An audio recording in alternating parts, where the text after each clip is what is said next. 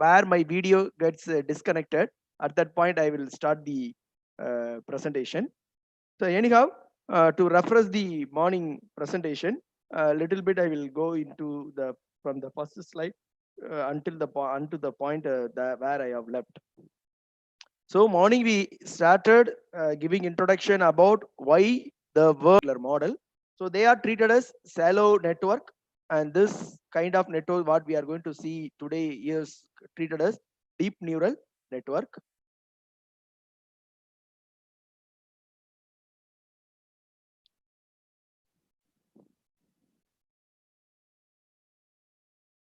So I have given you the difference between the shallow neural network and deep neural network with respect to architecture and with respect to some operation. And with respect to pattern recognition task, I have given you the difference between shallow neural network and deep neural network. That is, in shallow neural network, only the recognition task can be done. Whereas in deep neural network, both the feature extraction as well as the recognition task, that may be any classification task, can be done. And I have given you the idea of how much depth the neural network is. That is how much deep the neural network is at each level. The input layer is deep, hidden layer is deep, and the output layer is also treated as deep. For a simple case study, face recognition problem.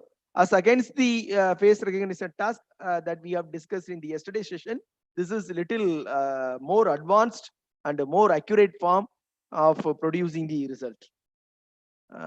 Then I introduced the concept of deep neural networks, that is basic as well as the more important key concepts. Followed by that, I introduced what is deep learning and what are the networks that is following the deep learning, convolutional neural network and recurrent neural network. Remember, when you go for deep learning neural network, the data that is should be supplied to the model is unstructured data in the form of images or any scanned documents or files containing any audio or video. So to start with, the concept of convolutional neural network is introduced, in which 3 layers have been discussed. Its architecture have been discussed with the 4 main operations. They are convolution,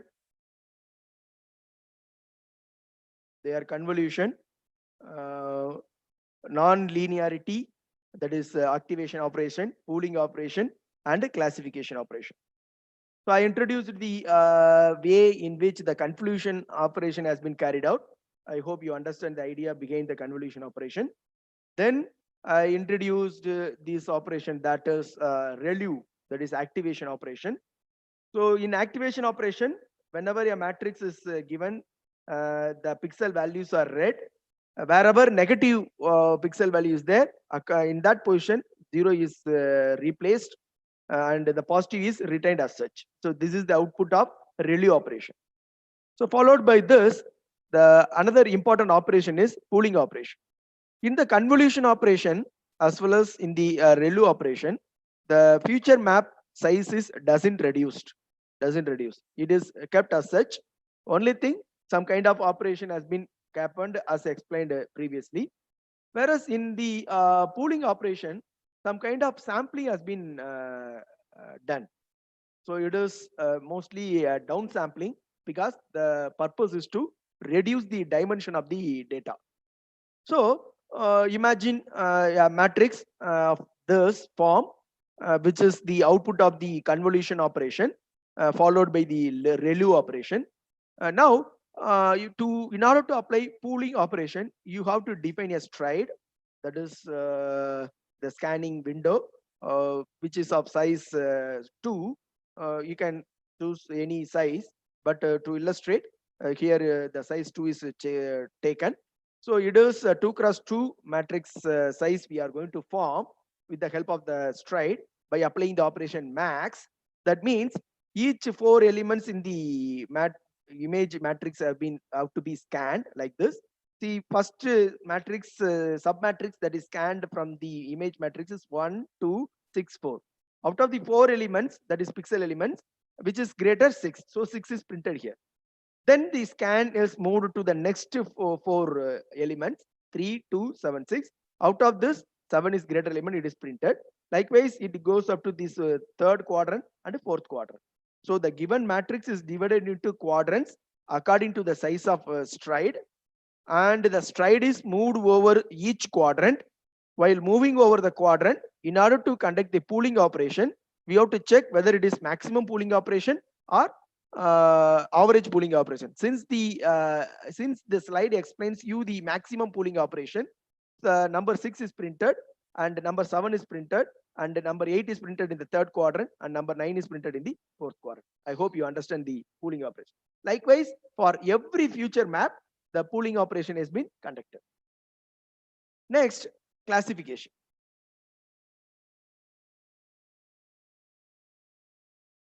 So classification is similar to the one that I have explained in the past 2 days, especially in the yesterday's session. Here also the same kind of task is conducted here, but the layer that is responsible for this task is classification layer. Fully connected layer. So this fully connected layer is a flat feed-forward neural network layer that have a function that is, in general, you have an activation function, or otherwise you call by the name softmax activation function, which is used to predict the probabilities of the classification layer. That is, in the yesterday session, lab session, I explained we have two variables, y2 and small y. Y2 is the actual output and y is the network output that is created with the help of sim command. That sim command created network output is nothing but values containing between zeros and ones, and they are called as class probabilities. Those values are displayed here after performing all the maximum convolution or operation and pooling operation repeatedly under various stages. So finally you got an output. That output is processed in the fully connected layer with the help of activation function and softmax function, and it is fed into the output layer. So the output layer, if you could see, there are 4 stacks. Each stack is responsible for a particular recognition output. The first stack says that it is dog. Second stack says that it is cat. Third stack says that it is deer. Fourth stack says that it is lion. Associated with each class label, there are class probabilities. Dog is 0.1%, that is 0.1. Cat 0.4, deer 0.94, lion 0.2. So like yesterday's lab class, with the help of a threshold value 0.5, if I discriminate these values, then definitely I could get in the first stack 0, second tag also 0, third one is 1 since it is more than 0.5, and fourth one 0. So the final output for the given input is deer. So in such a way, the classification task is conducted in the fully connected layer. So to summarize, the operation of CNN, what is the first step? We have to submit the input. So remember, for CNN, the input is always an image.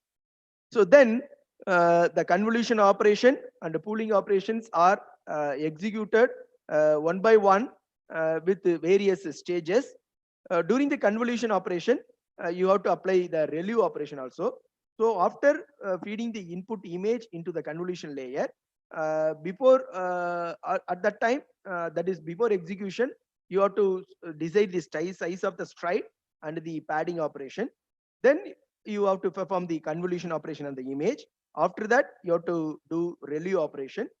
Then followed by the convolution and ReLU operation, you have to perform pooling operation, that is sampling, or otherwise called by the name dimensional reduction, to reduce the future map size.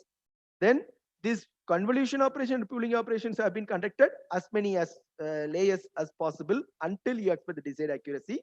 Then at one time, you entered into fully connected layers. This fully connected layer is doing the operation of classification, and finally it enters into the output layer with the class conditional probabilities by the help of softmax function. So from the class conditional probabilities, what you have to do is you have to decide the final value based on the class conditional probabilities. Look at this image. The image that is given is to be identified by the CNN. What is the image available in this picture? Whether it is tree or cat or house or boat. As explained in the previous slide, here also there are 4 stack available. The first stack says that it is boat with a confidence of 0.04. The second stack says that it is house with a confidence of 0.05.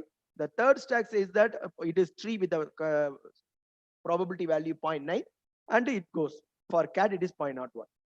So here you have to apply the threshold value. Maybe I can assign some 0.5. More than that, it is 0. More than that, it is 1. Less than that, it is 0. So final output is for boat 0, for house 0, for tree 1, and for cat 0. So the final output from the input image is tree. So likewise, the other images also, the CNN has been executed by series of operations given in this figure to identify the final output. So I hope you understand the different role of different operations and how the final output has been taken. Now, the various development that occurred in the CNN. Starting from the year 1988 until now, there are many developments have been conducted in the CNN model. The very basic model of CNN is LeeNet, introduced in the year 1988. Then over the year and over the periods, we have AlexNet, ZFNet, GoogleNet, VGGNet, ResNet, and DenseNet. Why we need to have these much nets? Why? Because it is understood that the data complexity is increasing day by day. Once the data complexity is increasing, we need to develop suitable model so that the complexity of the data is nullified and our recognition task should be very good enough to say the output. Not only that, the computing power of the machine also should be capable enough to conduct such tasks. So see here, as the data and the computing power grown, so CNN become unavailable, so that we go for another CNN model. Once the data complexity is increasing, we go for another CNN model. So the purpose of going for various CNN model is to address the complexity of the data very perfectly. So what one has to decide? So you have data in your hand, and if the data complexity is very well addressed by LeeNet, you go with LeeNet. In case your data complexity is not addressed by LeeNet, you go for DenseNet. Otherwise, you go for AlexNet or GoogleNet. That depends on your problem and that depends on your choice. So, participant, please remember, all these net are ready-madely available as a package. To be frankly speaking, they are ready-madely available as a pre-trained network. So once you are with the problem and with the data, then the data can be fed into the pre-trained network to get your output, or else you can start the model from the scratch. So it is up to you to decide what kind of CNN model that you are going to use for your research problem. And always you remember that for developing the CNN model, the input should be an image. Now, after understanding the CNN, if you go to your lab or if you want to do your own research work, if you have some benchmark data, say for example, the data that we have discussed in the yesterday class, like sepal length, petal length, sepal width, petal width, like that of normal tabular format data, then it is a structured data. For that structured data, if you want to apply CNN, it is not a fair one. So you need to develop or you need to gather or you need to generate data in such a way that it should be addressed well by the CNN model.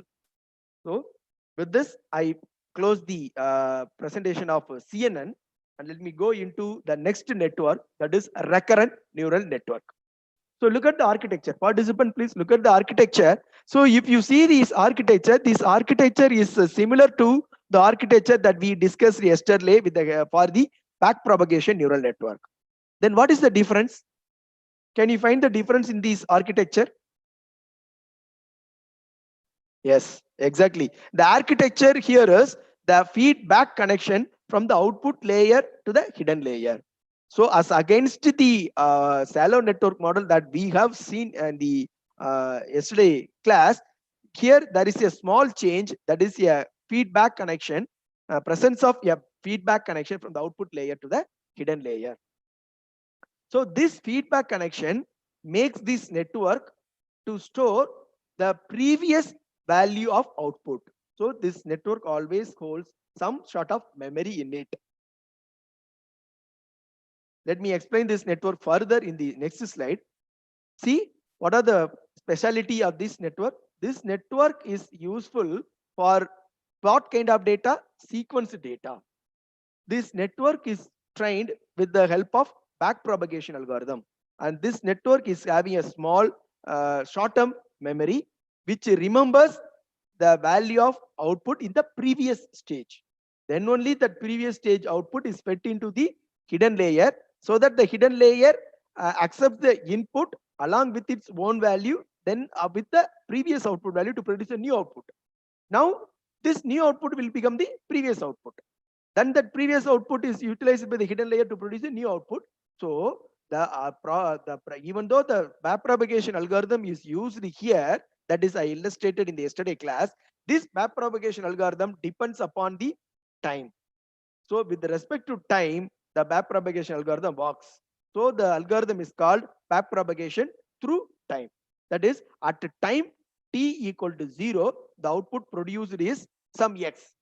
That x is fed as input to the hidden layer. Now at the time t1, what is the output that is to be produced? Now that output time at the time t1 is used as the input to the hidden layer for the output to be produced at a time t equal to 2. Likewise t equal to 3. So to produce the output t equal to n, you need an output at t equal to n minus 1. So the backpropagation algorithm is executed in the same way as explained in the yesterday class, but here with respect to timestamp, the algorithm is executed. So this algorithm is called backpropagation through time. So once again, we revisit the idea of recurrent neural network. So in what way a standard neural network is viewed as a recurrent neural network with the help of a loop, with the help of a feedback connection. So if it is a feedback connection, we can say that it is a feedback neural network. Why it is said that recurrent neural network? Because every time the output is taken, that this previous stage output is taken and it is given back throughout the algorithm execution, that is repeatedly throughout the execution, so that it is called as recurrent in nature. So here, in addition to the input that is passing from input layer to hidden layer to output layer, there are some signals, that is information, which a neuron can pass in the sideways also. What is meant by sideways? So if you look at the architecture, so they pass information in the sideways. So instead of this output layer that is passing the information in the forward direction, it also passes the information the sideways to the hidden layer as a feedback connection. So that's why the statement is used here. So then why the recurrent connection is meant to have some memory? Because in order to remember the output, previous state output, it should be maintained with some memory. It is called as short-term memory. And you have to remember one major thing. If you want to use a recurrent neural network, then you have to use sequential data. So if you use image data, then that image data is used uh, to do the recognition task by CNN. And if it is sequential data, then the sequential data is fed as input to the recurrent neural network model. So what are the examples for sequential data? It is audio, video. Say for example, why it is treated as sequential data? Because at time t0, I will say hi. At time t1, I will say welcome. At time t2, I will say good afternoon. Likewise, with respect to time, my data input is varying. My data is sequentially coming, but with respect to time, the words and the sentences are varying. So those kinds of data, that is voice signal, speech signal, accordingly video frames, are all treated as sequential data. Even sometimes the image as well as the numerical data are of sequential nature. Remember the data called temporal data, time series data, even the data generated by sensors are all generated with respect to timestamp. So they are all treated as sequential data. So if you have such data, and if that data is very huge in size, then your normal neural network is not able to do processing over the data. At that situation, you can go for using the recurrent neural network. So once again, I am going to illustrate the difference between the normal network with respect to a recurrent neural network. Look at the diagram in the left side.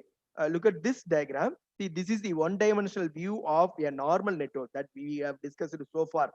Not CNN, but BPNN, RBF, and even your SOAM, all are treated as this kind of network. So you have input layer with a set of inputs, and you have a hidden layer with a hidden number of neurons, and you have output layer with the output neurons. So remember, there is only one hidden layer. If you unfold this model, you can get n number of input nodes. Each is attached with some weight values connected to the hidden layer nodes, and each is attached with its own weight to connect to the output to produce the output. So this is the standard ANN model that we have discussed so far. But what is here in recurrent connection? Remember this one-dimensional model. We have an input. The input is attached to hidden layer node, and that hidden layer node is attached to the output node to produce the output. Remember, there is a weight value between x and h, and there is a weight value between h and y. Remember, there is a feedback connection inside the hidden nodes with the weight value WH. So if you unfold this model, you may get H0, then H1, H2, H3. See, H0 is 1, the value that timestamp 0. This H1 is the timestamp 1, H2 at timestamp 2, H3 at timestamp 3. That means some previous state is also allowed to enter into the model. So that's why it has said to have some kind of memory in it, and it is the connection which is always recurrent in nature. So in this particular model, that is normal model, both the input and output are of vector type, and the values are fixed size. But when the case of recurrent model, the input is of series type. What is meant by series type under vector type? Vector type is fixed. Vector type is in the form of tabular form, and the value are constant 1, 2, 3 like that. Whereas in the series type, it is continuously coming or continuously generated. So, and also the size is variable. We cannot fix the value, and it is variable in size. Also, in this normal model, you can find that the weight parameters are updated across the connection from each stage. That is hidden to input to hidden and hidden to output.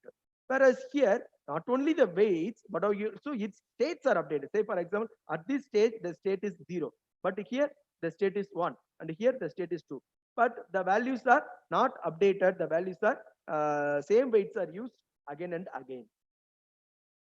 Here, no parameter sharing is used. See, for example, x1 is doesn't share any parameter with x12, but here it is not the case. X1 hidden state value h1 is shared with the second node x2. H2, the hidden state of x2 is shared with x3. Likewise, the information is shared here. And one more thing you need to think about it. Here, x11, x12, x13 are individual distinct variables, like sepal length, sepal width, petal length, petal width. They are individual distinct variables. Whereas here, this x1, x2, x3 are continuous variable from the single source. From a single source, it is continuously generating. That is, you take, for example, my voice. So if I say hello, then it is x1. Then welcome, then it is x2. And good afternoon, then it is x3. So whatever the words coming out of from my mouth, all are treated as x1, x2, x3. So all are treated as input. So by means of that, you can decide what will be the next word that I am going to say. So that is the idea here. So in summary, we can say that a normal neural network can be converted into a recurrent neural network by means of two things. One is by maintaining a state for hidden layer, as well as by maintaining a loop for each hidden layers.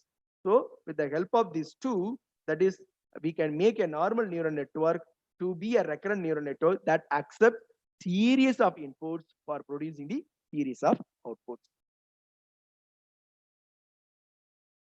So far the network, that is here, this one and this one and this one and this one, whatever the RNN we discussed so far are not deep RNN. They are simple RNN which has only one hidden layer. Look at it. There is only one hidden layer.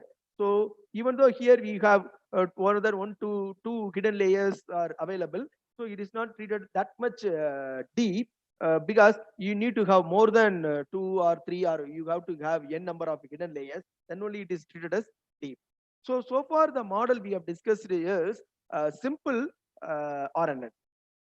So how to make this simple RNN as a deep RNN? So you can make this simple RNN as a deep RNN by adding depth. How to add depth? It is simply adding the hidden layer. In what way you can add hidden layer? There are 4 ways of adding hidden layer. Look at the example diagram here. See, this here one is there. So corresponding, you read the first point in this slide. So you can add hidden states one above the other. So H is one hidden state above which Z is added, above which some I may be added, above which some J may be added, above which some M may be added. Likewise, you can keep on adding the hidden state so that your simple RNN will become a deep RNN. Next, what is the second way of making the deep RNN? Add additional non-linear hidden layers between input. So between input and output, see, between input and output, you have a weight called Wx. Here in this place, you can add n number of hidden state. What is the third one? Within the hidden layer, you can add n number. So that is, I have H and Z as the two hidden layers. So in between H and Z, you can add hidden layers, and you can keep on adding the hidden layer to make the RNN into a deep RNN. So what is the fourth one? In between H and Y, that is between a hidden state and the output state, you can add a hidden layer nodes to make the node as a deep RNN. So these are the 4 ways you can make the RNN as a deep RNN.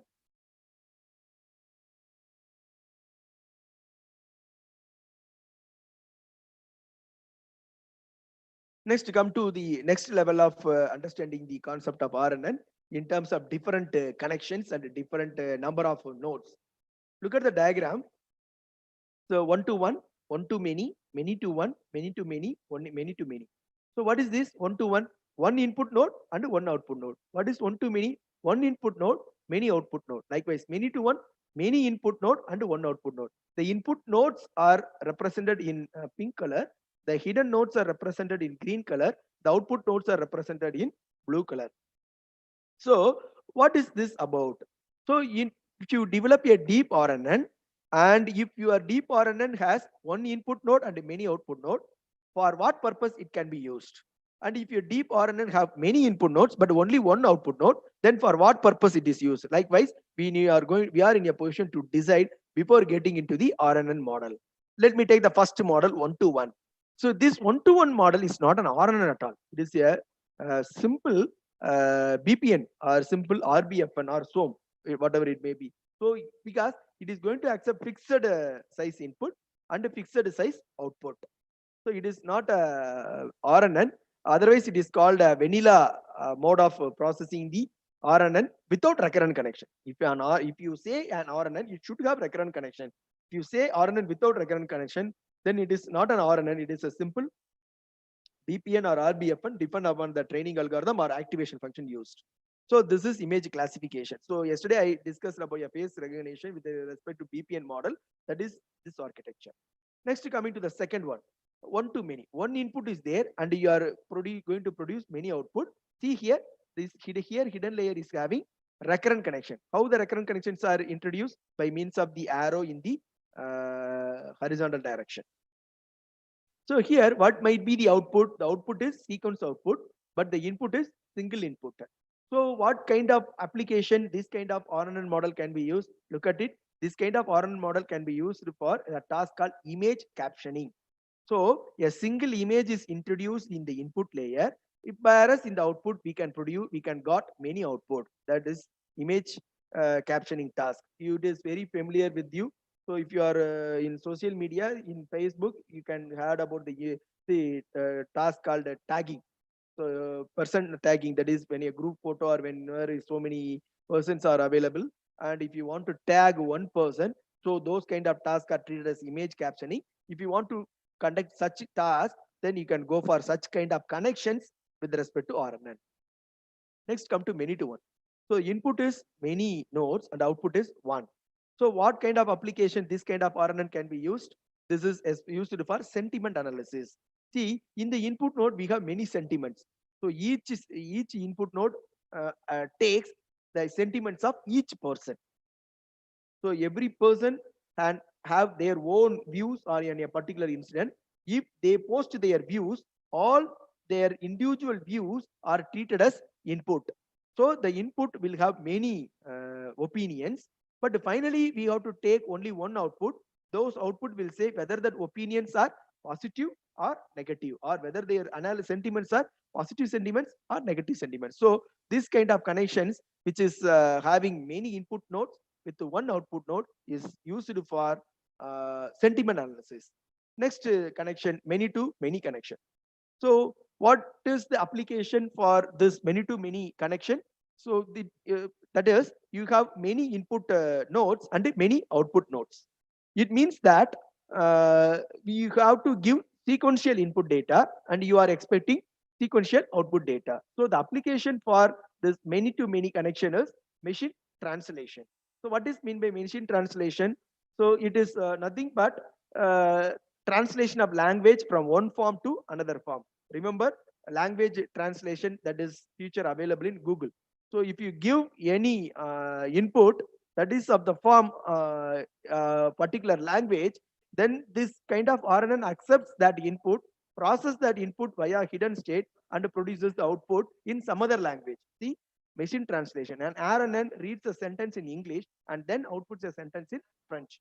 So if you want to develop such kind of application for language translation or for language conversion or speech to language conversion, then you can use this kind of RNN model, many to many connection. See here also many to many connection, but what is the difference between this many to many connection and this many to many connection is with respect to input.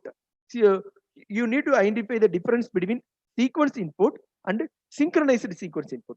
So sequence input is the one which is coming out sequentially one by one, but there is no synchronization, there is no connection between the first input and the next input. Whereas in synchronized sequence input, there is a connection between the first input and the next sequence of input with respect to time. The best example is your video frame. So if that case, if you give a video frame here, then you can identify the scene behind the video frame and you can tag what kind of scene it is. So the best example is whenever a movie is playing, whenever some kind of drug addict scene has come, you need to display a caption. So those are the best example for this kind of RNN connections. So we have many different flavors of RNN connection, and each flavor of RNN connection have been used for a specific application. So the one to many is used for image tagging or captioning.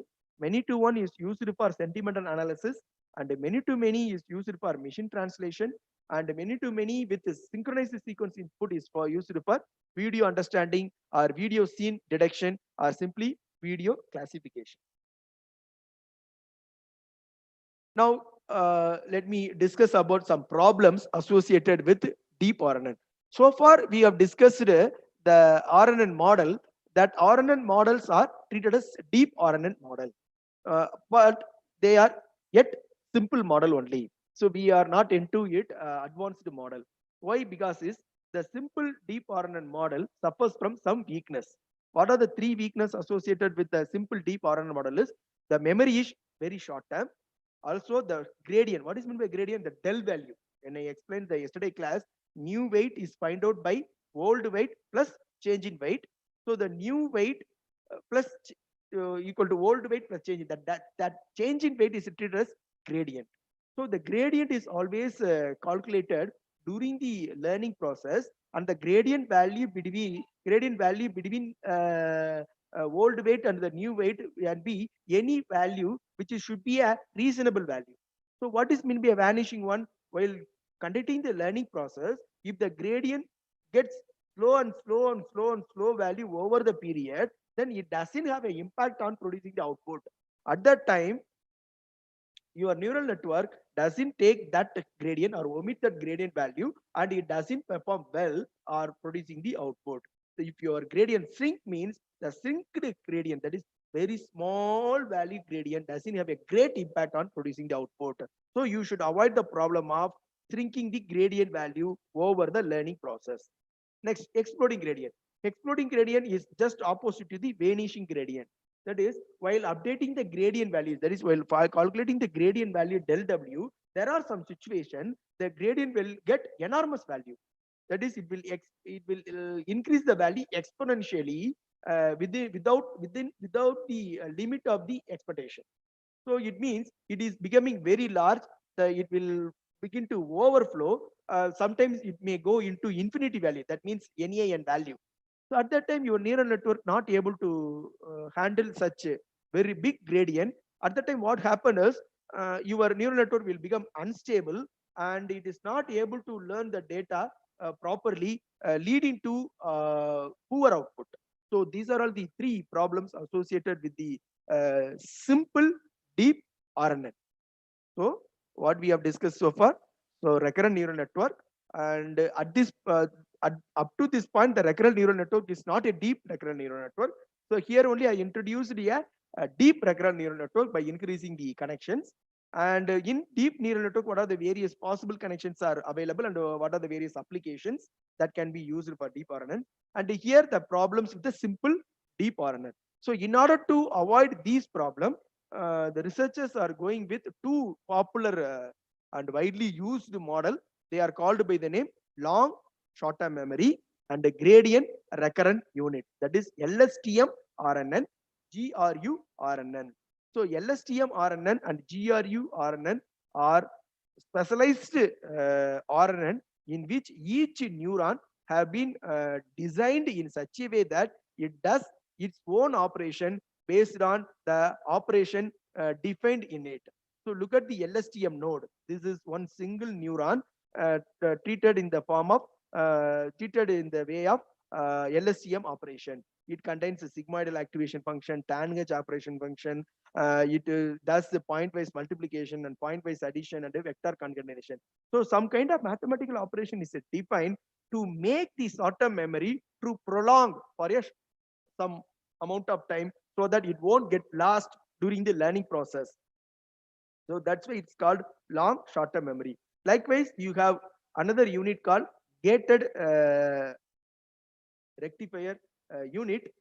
Here also some mathematical operation is gated recurrent unit. Here also some mathematical operation is defined via some activation function sigmoidal and tanh activation function with respect to some operations.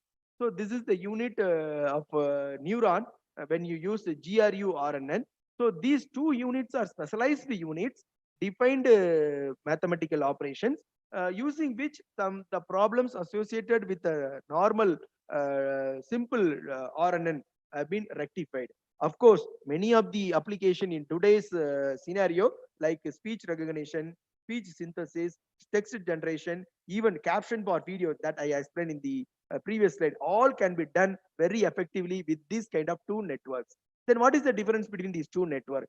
LSTM is little slow when compared with gated recurrent unit. Gated recurrent unit lacks in the concept of memory when compared with long short-term memory network. So both are competitive one another, and you can use the model as per your requirement. If you want the response in a faster way with no requirement in memory, only short-term memory is needed, then you can go for GRU. Or if you want memory to be retained for a long time, then only you can produce the effective output, means then you can go for LSTM network.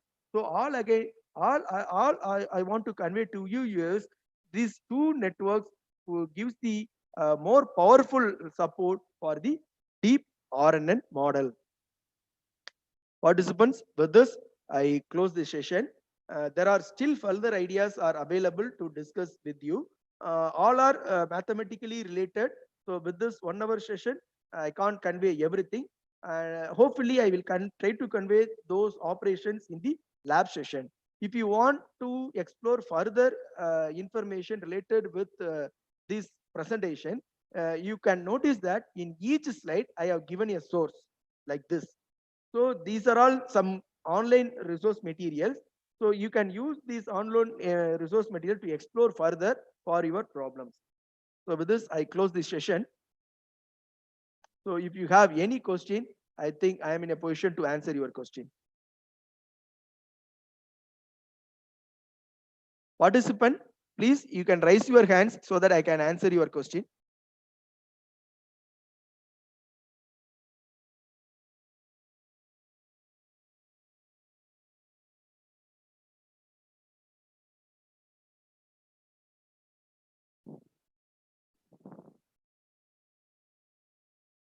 Yes, ma'am. Arpita.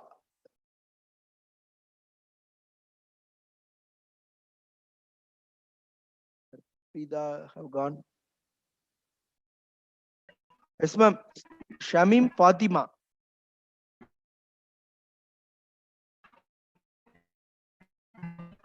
Post your question.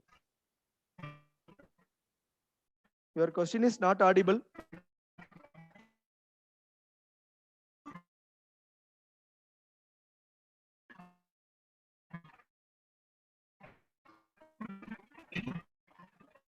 Sorry, ma'am. Your voice is not audible to me.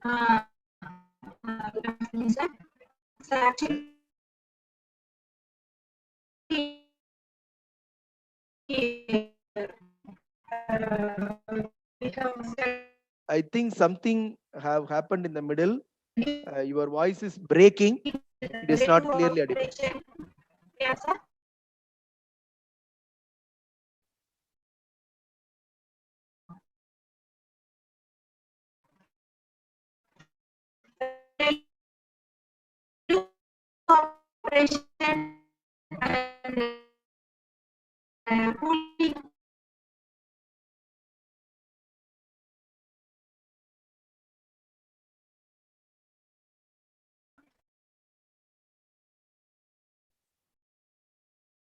No, ma'am. So no, sorry, your voice is breaking. I am not getting you very clearly.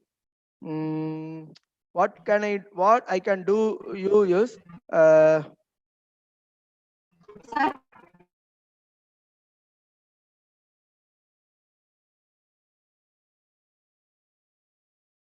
so what I can give you is as you are posting your queries in the chat window.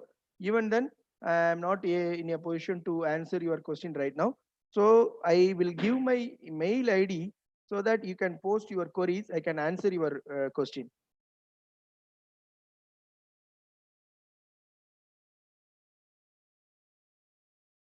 Participants, you can note it down my email ID. You can post any queries or any doubt for so far the classes that we have discussed. I can answer your queries.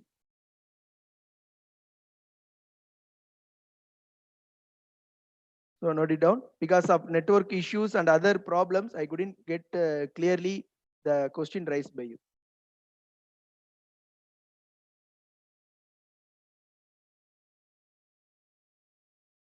Organizer.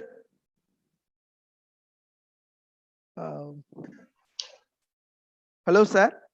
Sir. So shall we stop this session for a while, for maybe for 5 to 10 minutes? Then we'll resume for lab session. Okay, sir. Okay, sir. No problem. I want little break. Huh? Okay, sir. No problem, sir. Okay, okay. So participant, we will resume after maybe in another 5 minutes.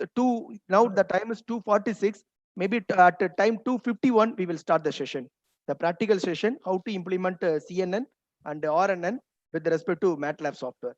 Okay, thank you.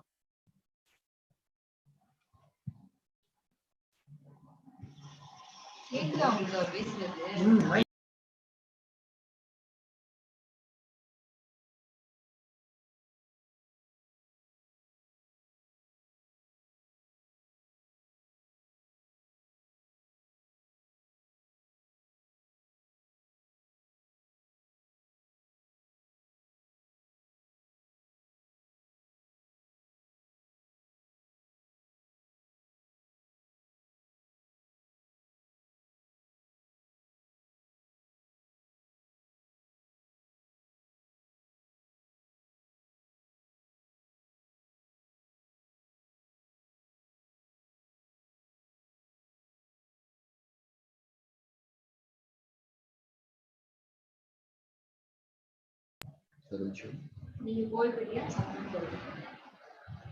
போய்பிட்டு தான் இருந்தேன். 2 நிமிஷம் ஓடியாந்து.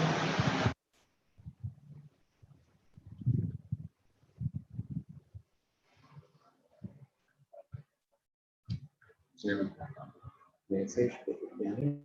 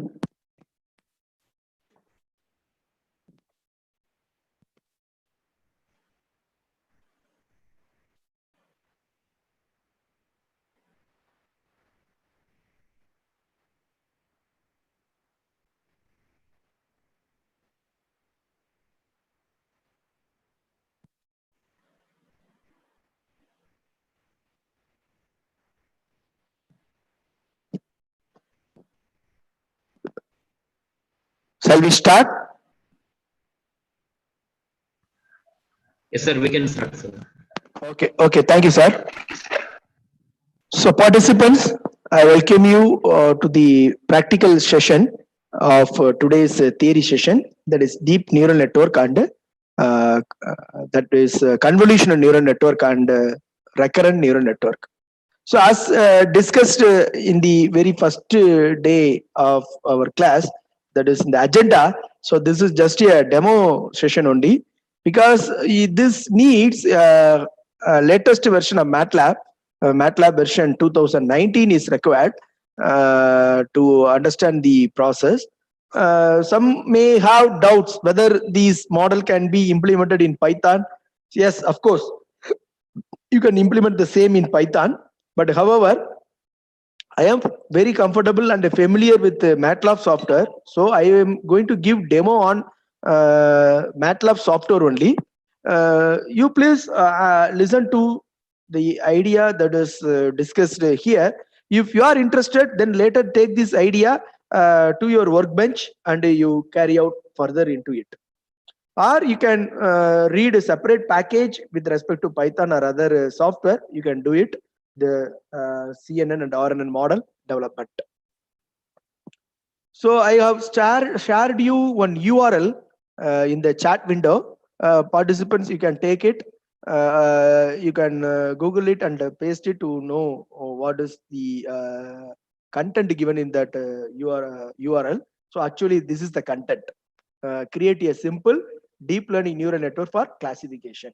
So this is the content available in MathWorks website for the version 2019, and we are going to see the code given in this version, and I am going to execute the code in this version in the MATLAB software. So to understand the code, you need to understand the code in terms of 5 phases. See, look at it. Load and explore image data, define the network structure, specify the training option, train the network, and finally predict the labels of new data and calculate the classification accuracy. So you have to do these 5 stages to make the final model for classification. Actually, what this demo is about, this demo is going to classify the handwritten characters. What are the handwritten characters are? See, number 0 to number 9. So those characters are there. For each character, 1000 images. That is number 0, 1000 images. Number 2, 1000 images. Number 3, 1000 images. Likewise, number up to number 9, 1000 images. So totally 10,000 images are there. Out of the 10,000 images, as I said earlier, whenever you want to develop a ANN model, you need to divide the data set into 2 categories. One is for training, another one is for testing. So for each category, 750 images is taken for training and 250 images is left for testing. So totally how many images have been taken for training on the whole? So 750 for each category means 10 into 750, that is 7,500 images have been taken for testing, and 2,500 images are left for testing. 7,500 for training and 2,500 for testing. So to start with, the first step is load and explore the image data. So this is the statement used to load the data. See, here you are mentioning the path name, digit dataset path. So we are going to use the example dataset available in the MATLAB software, that digit dataset. So the dataset path is mentioned here. Then from that path, the data is loaded into the variable imds. So I will copy these 2 lines and pasted in MATLAB software. I copied. Now I stop the screen share and share the screen share to MATLAB software. I hope the MATLAB screen is visible to you. Am I right? Yes, sir. Okay. So now you to start with the program, what to do? So I said the yesterday class, file, new, or you can type the script window, new script window. New script window has been opened. Here I can paste the program. So what is the first 2 line? The first 2 line is about, first line is about taking the path where the data is available in the MATLAB software. The second line is about storing the data into the variable IMDS. See, it is not, if you want to learn line by line, it is very easier. If you want to study each line, then you can select the line and make a help on selection. Say, for example, select this line. If you want to know what is full file, means select the line, right click on it. If you have opened help on full file, then it means some help file is open. Here you can study what is the purpose of a full file and what are the arguments available, how to use it.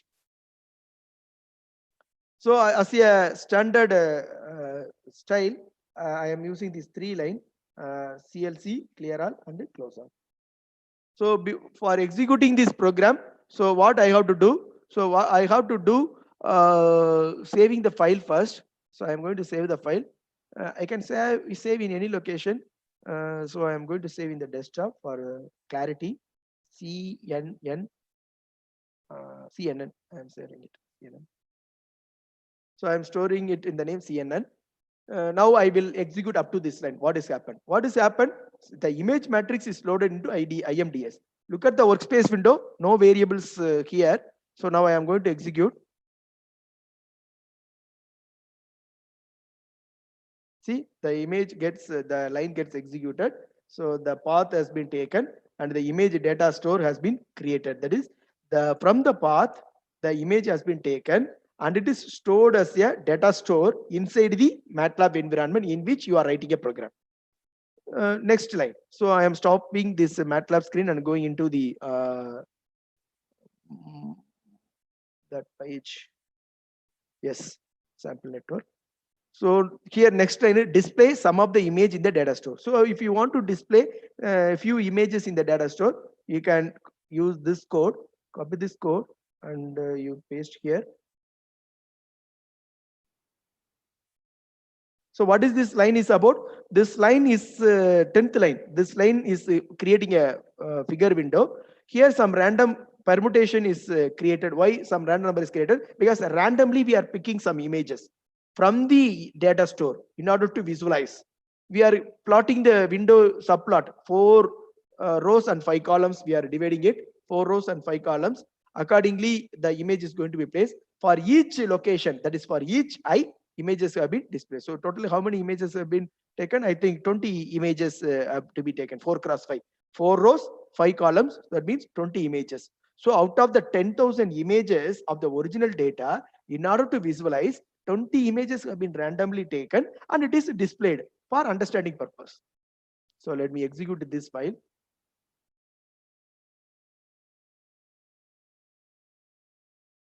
So I think I am not sharing the screen. Very sorry. I am stopping the screen and I once again enter into MATLAB session. See, I copied the code. This line figure is for creating a figure window, randomly generating some points out of 10,000 points, and those points are used inside the for loop to choose a particular image, and it has been used for display purpose. I will run the program. So it is run already. Run the program once again. See, some random images have been taken. 4 rows, 5 columns. Here, subplot 4,5. That means 4 rows and 5 columns. And each column I, you have to store a file. So that file is taken as IMShow. IMShow is the command which displays the image, and it is taken from the image store. What is the name of the image store? IMDS. IMDS.files. The corresponding file has to be taken with the value. What I value has been generated, that I value has been taken here.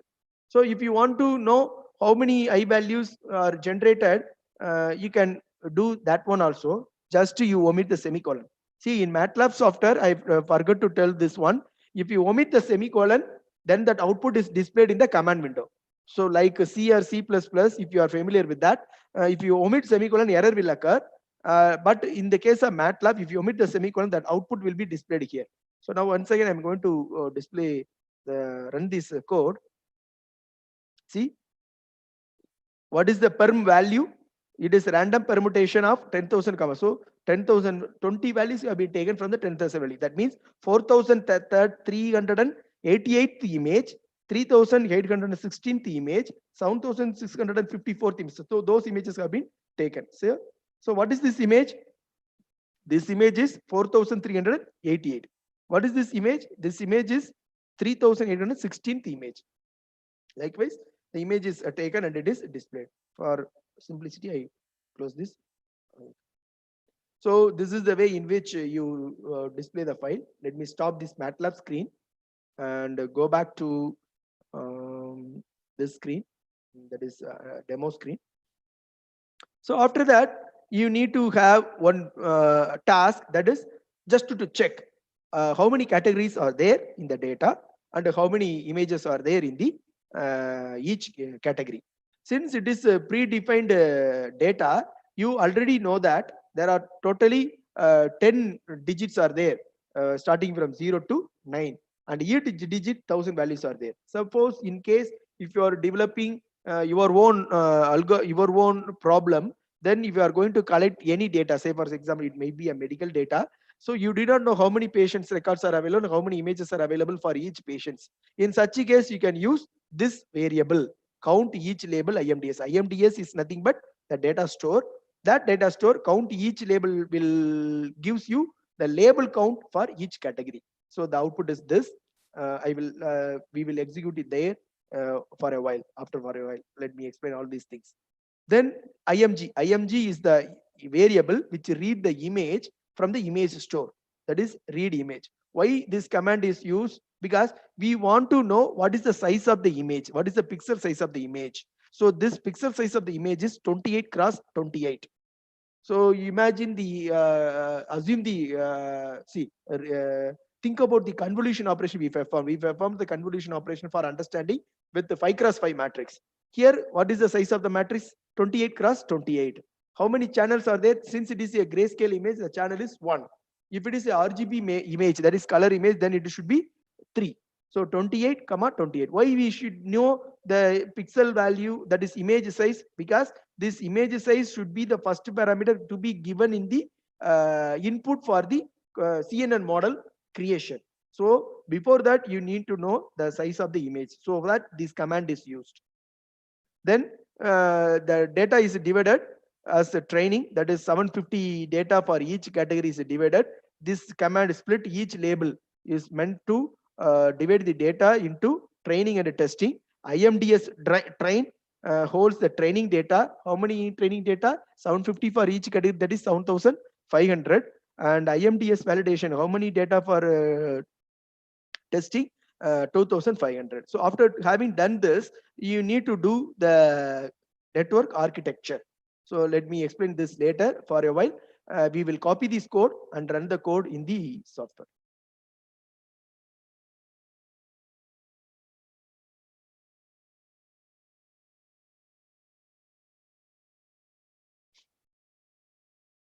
So what is the first line after that?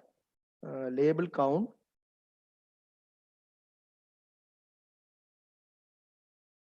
Label count. Then image size, to understand what is the size of the image so that we can use it in the convolutional layer creation. Then number of training and testing data. Training and testing data. Okay. So now I'm going to execute the file.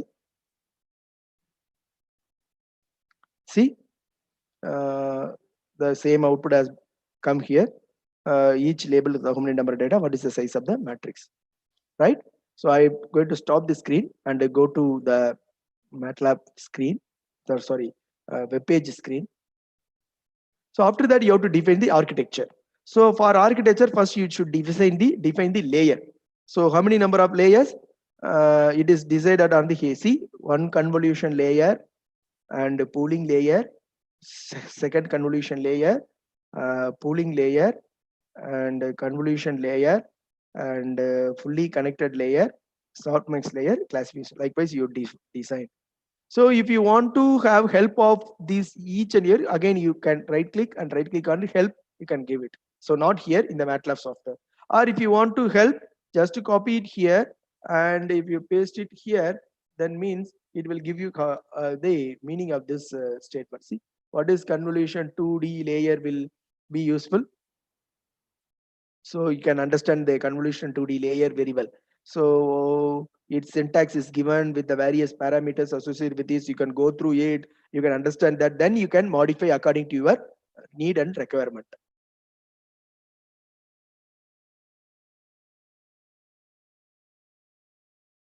So this is the statement which is used to create the architecture, that is convolutional neural network architecture. First layer is input layer, convolution layer. See the size, padding is up performed.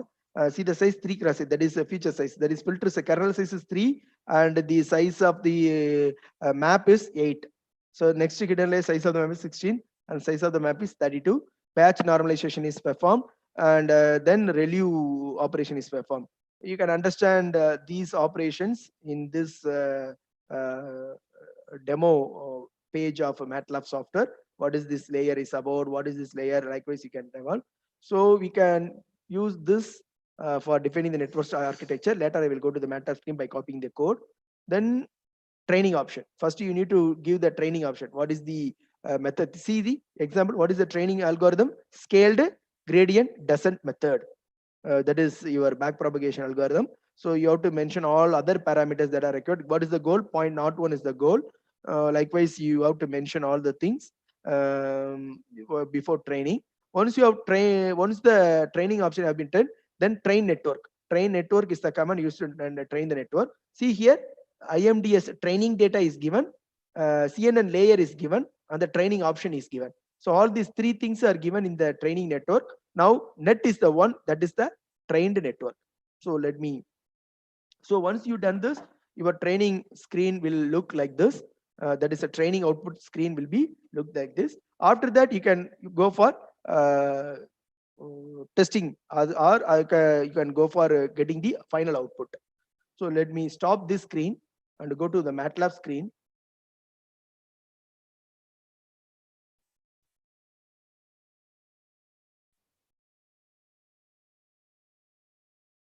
Sorry.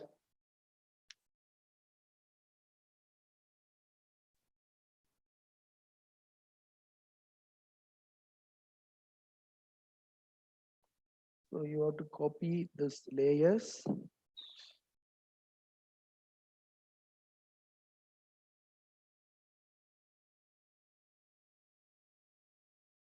Layers.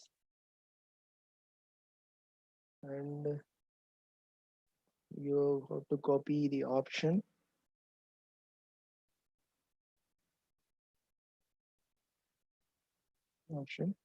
And you have to copy this one,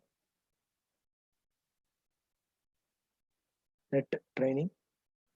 See, these three stages we have copied. One is layer creation, training option creation, and the network training. So now we are going to run the program. I am going to run the program. Let me see the output here.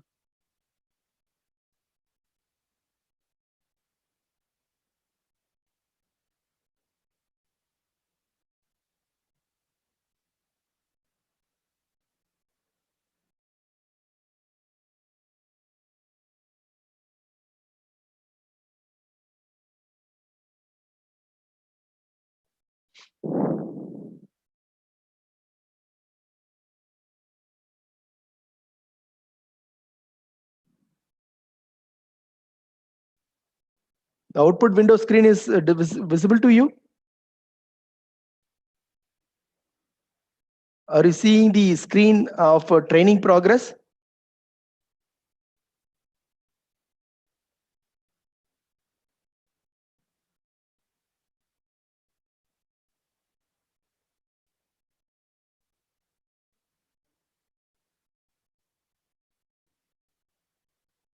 So here you can get how many validation accuracy, starting time, epoch cycle, and all these things you got.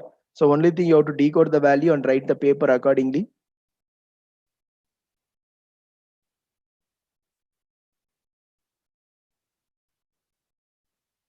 I hope you followed the screen of the training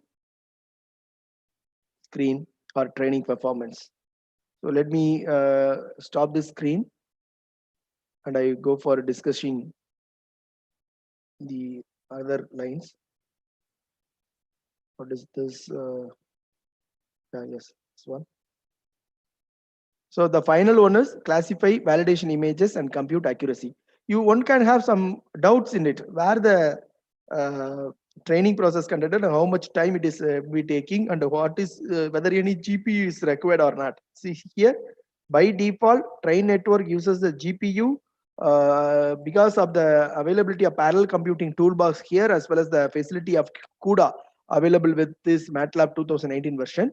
If it is very by default, if you want, you can, if your system is very capable enough computationally, then you can use your own CPU, for which you have to set the execution environment, for which also methods are available, and you can use those methods for your clarity. So the final is prediction, that is the final output.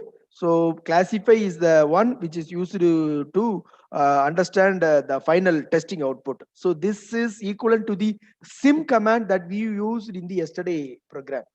So you have to use this. After that, you have to use some formula that is here for calculating the accuracy. So after that, we will display the accuracy here. So let me copy this. I will stopping the screen. I am sharing the screen once again to MATLAB. So here I am pasting that value. So I am closing all the previous windows. Participants, are you seeing the subscreen of MATLAB output?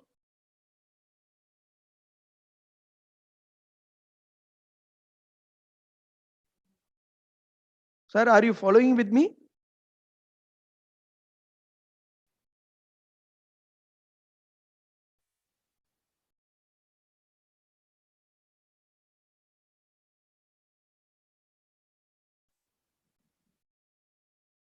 Okay, so do you participant, have you seen the output screen, training screen?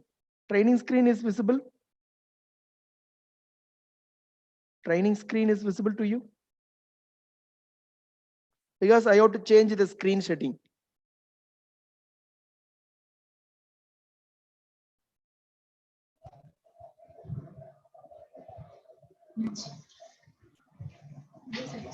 Sir? So I am asking, training screen is visible, MATLAB screen is visible now, right? Yes, sir. Yes, So sir. once I run the program, some kind of subscreen will be open. Whether that subscreen is displayed? No, sir. The subscreen No, is sir. not It was displayed. No, sir. No, sir. So only the MATLAB screen is displayed to you, right? Yes, sir. So, okay, I will try to show that screen. If I try to stop that screen, I am running the program, run. So the process is started.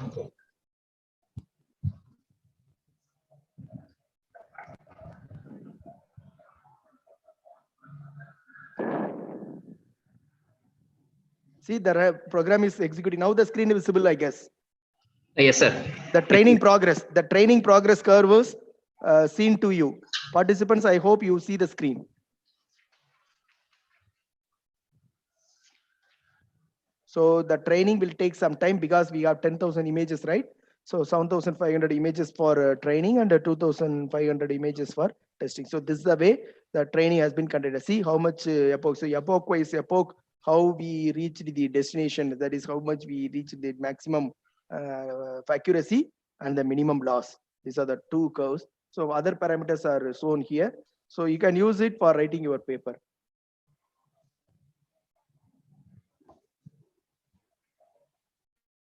So I will share the MATLAB screen. So final accuracy is 98.72. So this is the way you can decode the accuracy.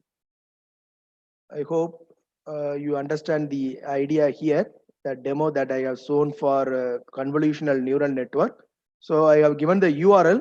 So that URL, you can use it for further understanding.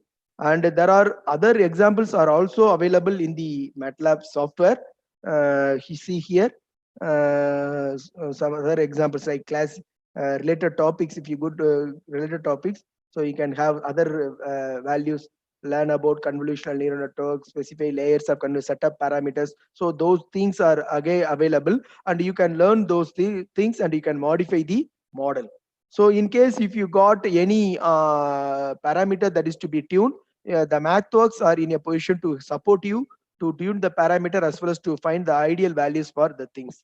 And also you can surf these deep learning neural network toolbox. See here, deep learning. So many worked out examples are there. So many demos are there. So you can you go through the demos. You can run every demos, and you can understand very well about the application, how to execute this.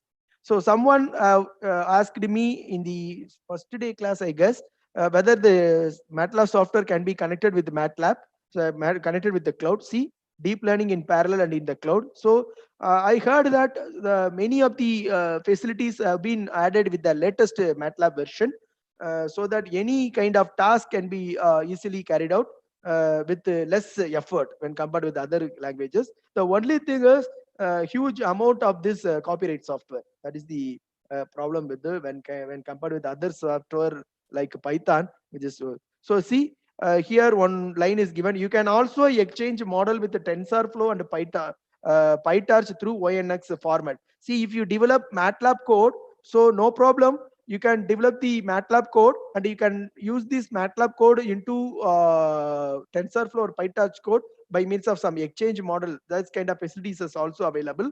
And you have some pre-trained model. See, DarkNet, ResNet, NSANet, SqueezeNet, some pre-trained models are also available, and you can use those pre-trained models, GoogleNet, for your cases. So MATLAB software seems to be very easier for you to understand many of the situations that is very complex task. You can easily understand. You can easily use it for your research problem, so that some kind of clarity can be produced. So with this, I'll stop the explaining the CNN network. Let me go for DNN, for which I am stopping the screen. Participants, I am sharing you one more URL which explains you about deep RNN. So I shared that one. If you are in different laptop, you can open that. If you are in mobile listening to the video, you can later open this to understand. So let me give you a demo on that. So this is a recurrent neural network. This recurrent neural network is used for time series prediction. This is a long shorter LSTM network, not a simple deep RNN model, LSTM network. So here you have the same like I explained for CNN. So many stages the data is explained first. It is a chicken box data set. Probably in another 3 months period or another 6-month period, if you got a COVID-19 data set with respect to time frame, with respect to day, with respect to week or month, you can use those data also for studying the data that is with the help of LSTM network. So this demo will be explaining about how LSTM model can be developed for a sequence data with respect to chickenpox disease. So this data is example data available in the MATLAB software. So first the data is loaded, that is load sequence data. Data is loaded and you got the output. And then you are going to standardize the data. That means normalize the data. Then you have to prepare predictors and responses. That means what is the predictor and what is the response. That means what is the y value and what is the x value. That is set of input and output. That is the predictor. In terms of regression, the name predictor is given to signify input variables. The name response is given to signify output variable. So here the LSTM structure is defined. So LSTM structure is defined. See, many layers have been sequence input layer, LSTM layer, fully connected layer, regression layer, and training option is given. So train LSTM. If you train the LSTM, so this kind of screen will be coming as a part of the training. Then the forecast, that means prediction, how much accurate the prediction is that step is conducted by these set of codes. It is easier if you go through the code. You can easily understand with the idea that I explained in the theoretically. So you can Sir, easily. excuse me, sir. Yes. Sir, screen is not visible. Really? Yes. Okay. Now it is visible. Yes, sir. Now it is. So once again, I am making the explanation faster. Time series forecasting using deep learning. That is, this demo, you are going to see how long short-term memory network, LSTM network, is used for time series data analysis.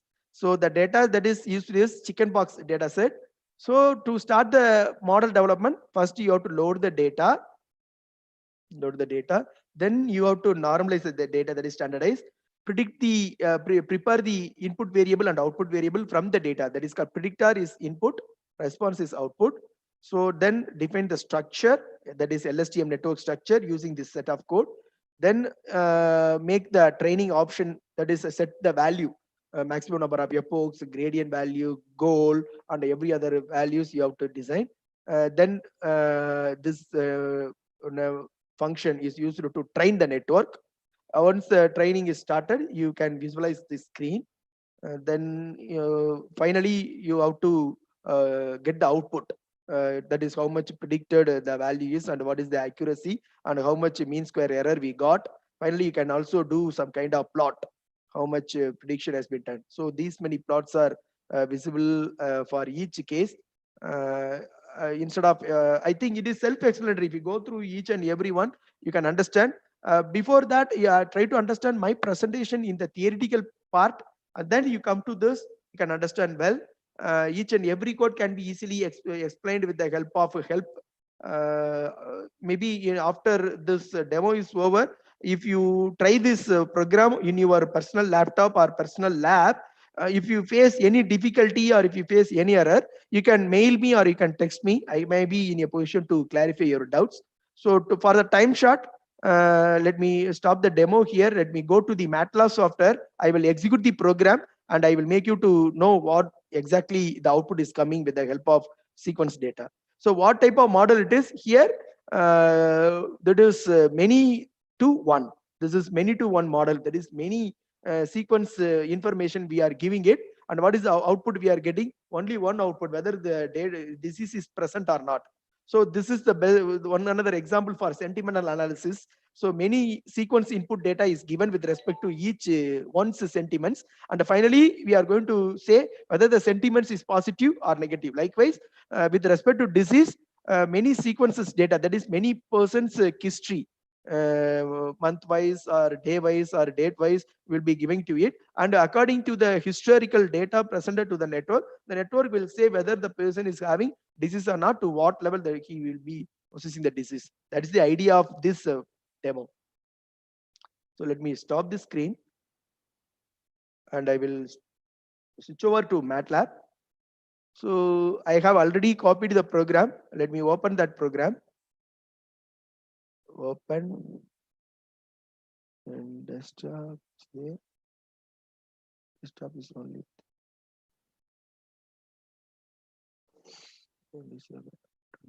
yes, RNN. So whatever the code that we have seen just now in the MATLAB demo page, I have copied all those code here. It is self-explanatory when you go through each and every code. If you not understand the code, just to open it, right click the code, help on selection, it will give you help about that statement. Nothing to worry about it.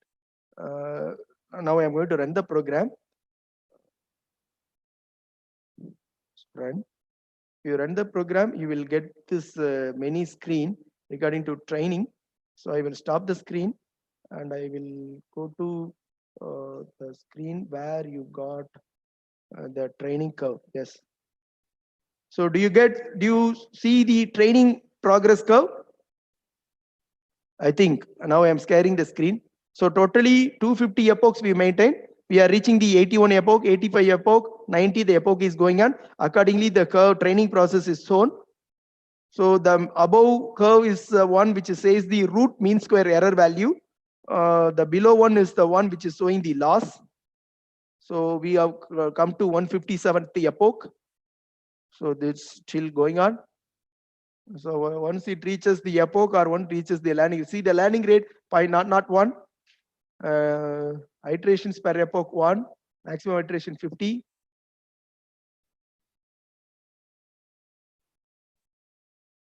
So the 3 lines are the dark line is a training line, that is smooth to training line.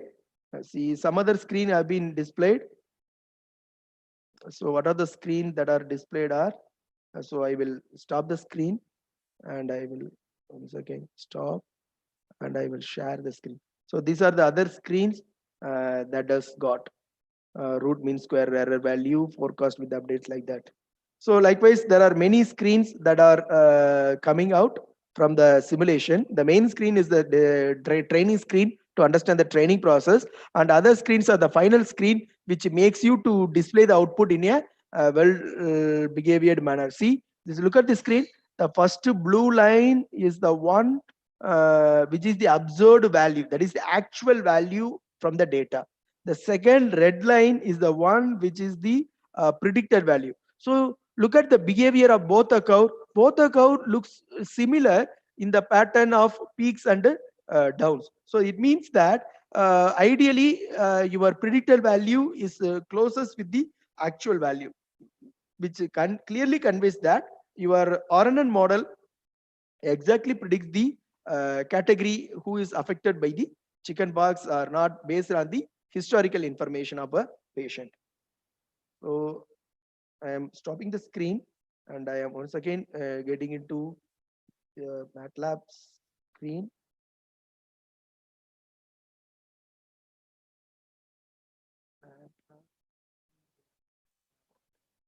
Yes. So this is the way in which RNN. So if you look at the workspace window, you can find all those things. See, like yesterday we have developed the data. See X train. This is the training data. See sequence data, training data, and this is the testing data. X test is the testing data, and Y train is the training data, and Y test is the testing data, testing output, and Y prediction is the prediction. So what is the thing is that two curve we have drawn right. So that drawn is between Y test and Y predicted. Y predicted is the one which is given by the network model, which is in the orange color, and Y test is the actual one which is in the blue color. For both of the thing, it is the graph is drawn. What else I have to explain? I think it's more than sufficient. Only thing you need to explore further from this idea. The code is self-explanatory. Even if you don't know or know, you can get any help from either from me or from the web page, or you can go with the any MathWorks community. If you develop any code and if you encounter any problem, they can surely help you, or else I am in a position to help you further to make out of this kind of stuff. So with this, I close the today's session. I will going to stop the screen, and if you have any doubts, you can ask me, and I am in a position to clarify your doubts.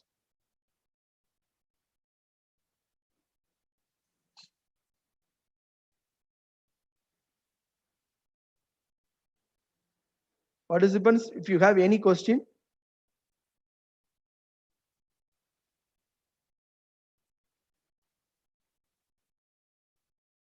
You have any question, you can ask.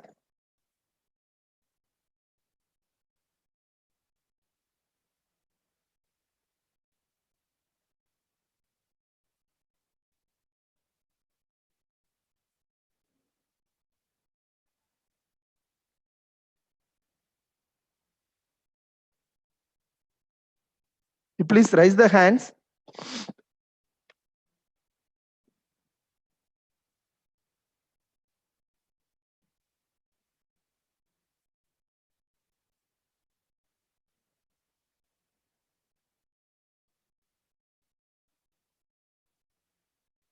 So if you're not having any question,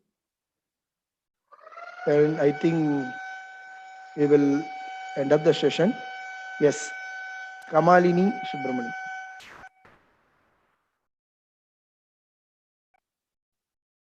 Esma, ask your question.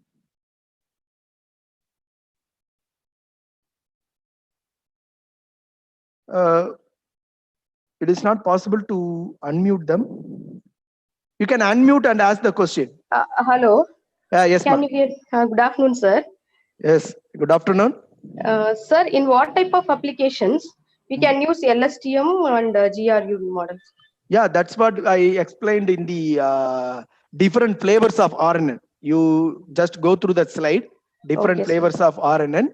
There we saw many connections. Based on the Okay, sir. connections between the input and output and hidden, you can use a Okay. different model. So Okay, sir. in all the cases, you can go for LSTM. So why Okay. we go for LSTM is instead to have long memory, Okay. memory. So Okay, sir. you can have sentiment analysis, you can Yes, do sir. image captioning, you Okay, can sir. do machine translation, or you Okay, can sir. do video classification. All these 4 kinds of tasks you can do, provided you should look for the connection. Provided you can look for the connection. So with the Okay. LSTM as well as with the GRU, you can go for these kind of tasks, provided you have to take the connections. So you just go through the slide which explains the different flavors of RNN. There it is Okay. clearly explained. If your connection is this, then you can go for this kind of application. If your connection is this, then you can go for this kind of application like this. It is explained in that slide. So once you choose the connection, then it is up to you to decide whether you go for simple RNN or LSTM RNN or gated recurrent RNN. So there are 3 different RNN are available: simple, LSTM, or gated. So according to the connection, you choose the application. Then you choose the model based on your performance that you are expecting. So normally simple RNN is not giving that much performance, but LSTM is giving very good performance. But the limitation of the LSTM is it is not fast. When you want to get very faster results or faster response, then you can go for GRU, gated recurrent. Okay. Okay, sir. Thank you, sir. Thank you, ma. So is there any question? Good afternoon, sir.